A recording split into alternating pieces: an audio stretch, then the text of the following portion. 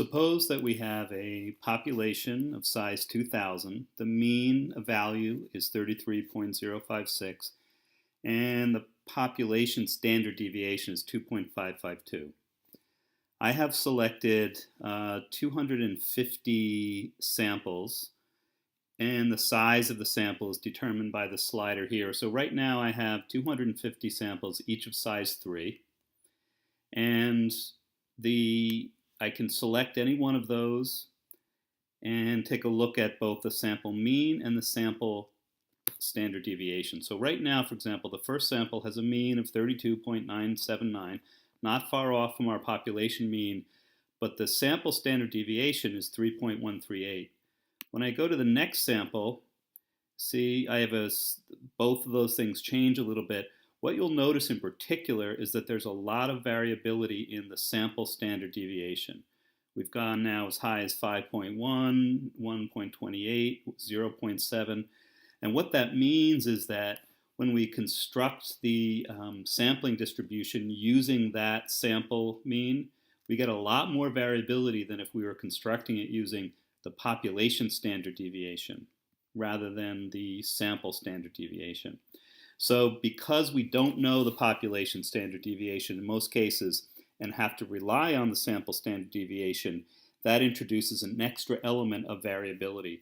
And so that is why when we take a look at this right here, in which case what I've done is I've taken the difference between the sample mean and the population mean, and I've divided that by the sampling distribution standard deviation as calculated using the sample standard deviation. In other words, I divided the sample standard deviation by the square root of the size.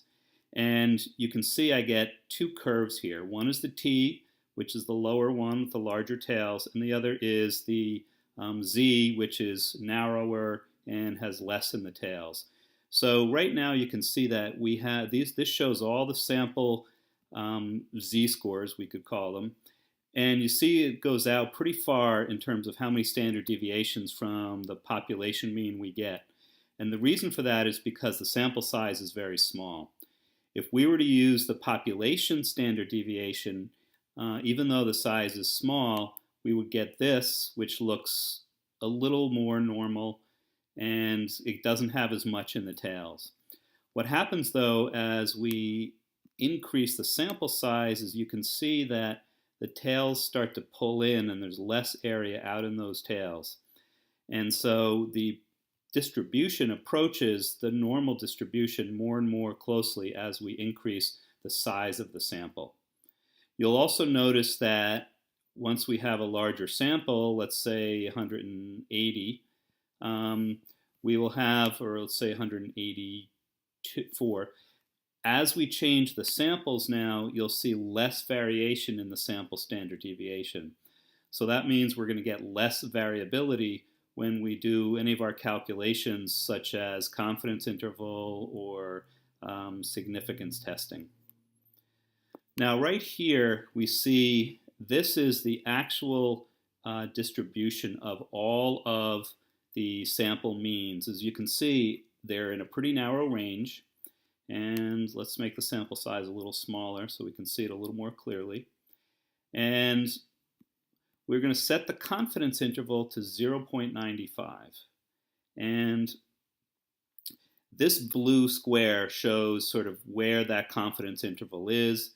We have two vertical lines here. We have the population mean line and we have the sample mean line. You can see the blue line, which represents the sample mean line, moves around somewhat as we move from one sample to another. So right here, for example, our 95% confidence interval does not capture the population mean. And that's because in this case we have a sample mean of 30.65, which is fairly far off from the population mean of 33.06. On the whole, though, most of our confidence intervals will in fact contain that population mean. But one of the things you'll notice is that because of, again, we're at a small sample size, size 10, you'll notice a lot of variability in the width of that blue rectangle, which shows that our confidence intervals, the width of those will vary a fair amount depending on the sample mean and standard deviation of the particular sample that we're looking at. Once again, as these values go up, let's say we go up to a sample of size 101 now, you can see that the blue box, as we go from sample to sample, we're seeing some variation, but not as much as we saw certainly in the width of the box. We're still seeing some movement left and right as the sample means move around a little bit. The sample standard deviations, though, are pretty closely, do not vary that much because of our larger size.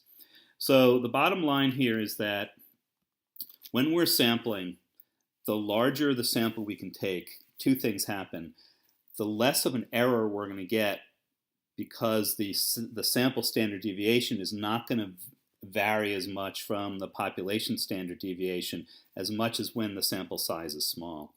Our confidence intervals are going to vary less, and so in all, we're going to get a more precise and a more accurate ability to calculate or estimate, I should say, the population mean.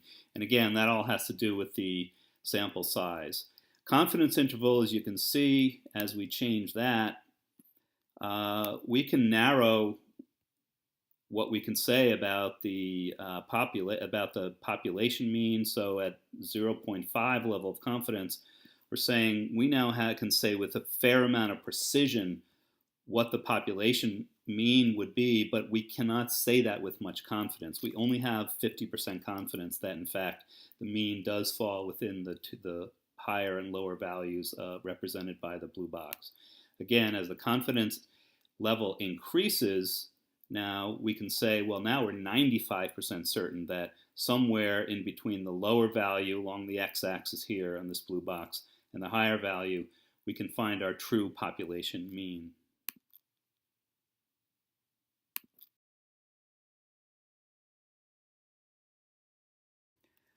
Okay, we just looked at some of the considerations when we're building a confidence interval to estimate a population mean. Now we're looking at the second of our tests that are concerned with means, which is the significance test. And in this case, we have some hypothesis about the population mean, and we construct a two-part hypothesis. One, we have the null hypothesis, and the other is the alternative hypothesis. And what we're looking to see is, do we have enough evidence to reject our null hypothesis, or lacking that evidence, do we fail to reject our null hypothesis? So in this case, we're back again with our same population size, 2,000 samples. We've taken 250 samples, and the size of the samples determined by the slider here. So let's take a look at, let's say we decide we're going to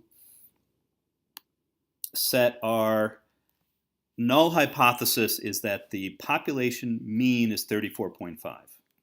So that's our null hypothesis here. Our alternative hypothesis in this case is that the mean is less than 34.5. So now we have a sample, and its mean is 32.76. Its standard deviation is 32.2.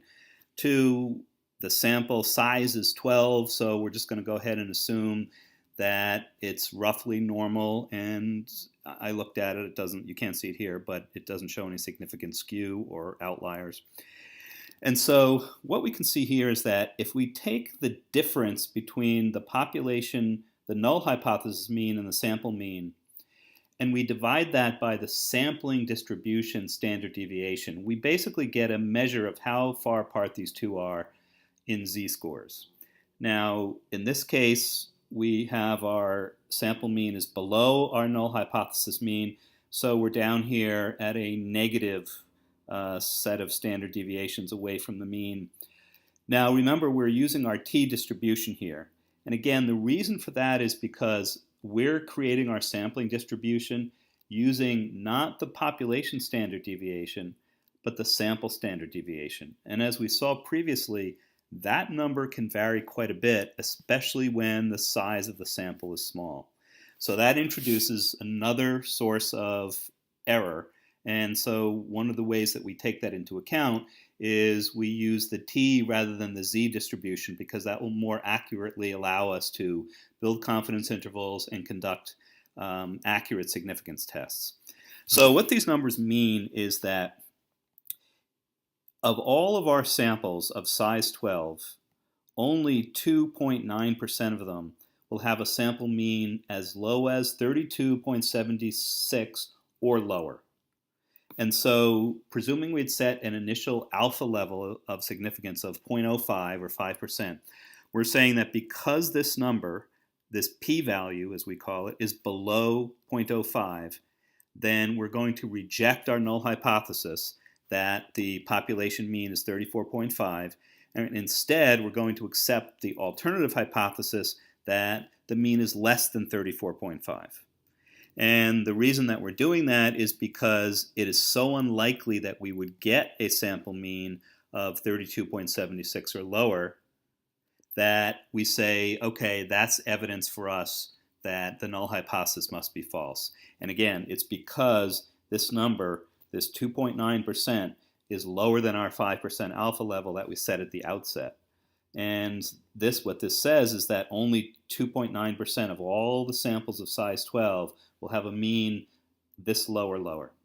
Now, if we look at another sample, we'll see, well, now actually with a different sample, same population, same sample size, now we have a p-value of 28.3, which means that this sample mean of 33.77, that 28.3% of our samples in our sampling distribution will have that sample mean or lower. Well, that happens frequently enough that we really can't reject our null hypothesis because we're saying only if our p-value is below 5%. And because over 1/3 of all our samples are going to have a sample mean of 33.8 or lower, well, that's just not going to give us evidence to reject our null hypothesis. So in this case, we failed to reject our null hypothesis. Now again, if you recall, one of the issues here was, and you can look and see, the sample standard deviation is varying quite a bit, and that's obviously going to have a big impact on the construction of the sampling distribution, and therefore on whatever calculations we do, and therefore on whatever conclusions we draw. On the other hand, as we move this up, let's say, so that we have now a sample size of 135, well, let's change our null hypothesis, let's say, to 33.6. So for this sample, we have, it's only 0.039 or 040, so only 4% of our samples would be at that sample mean value or lower, so we're going to reject our null hypothesis that the sample mean, as we've modified it, is equal to, that the population mean is equal to 33.6. So as we move through and look at different samples, we're still going to see some variation, but that number is not varying as dramatically as was the case when we had a small sample size. So we get greater consistency when we're conducting our significance tests.